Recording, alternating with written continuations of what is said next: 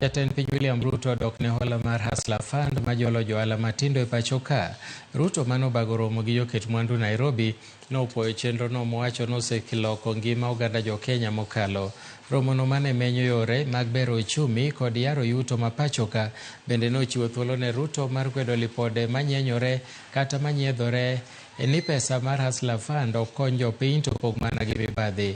Bende nonyiero weche mamegore ni jokenya oseng'anjo ne chulo pesa mar Hasla Fund manyalo romo bilion 10 manowuok e lipot maende nogol kod duol mar Kenya National Human Rights Commission.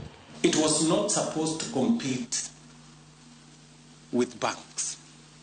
It wasn't meant to replace credit in banks. It was meant to correct a market failure.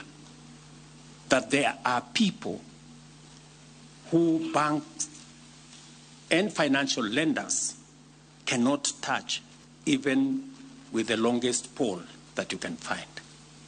But they exist. They are not included in the financial system and they need support.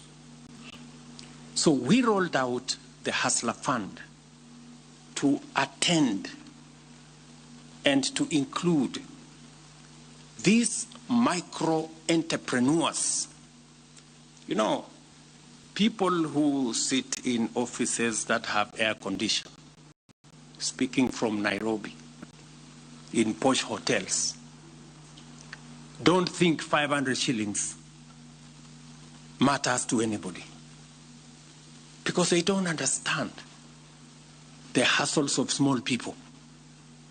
They don't understand what goes on in real Kenya, down there, where 500 shillings can make somebody earn a living, be able to put food on their table, and be able to go about their businesses.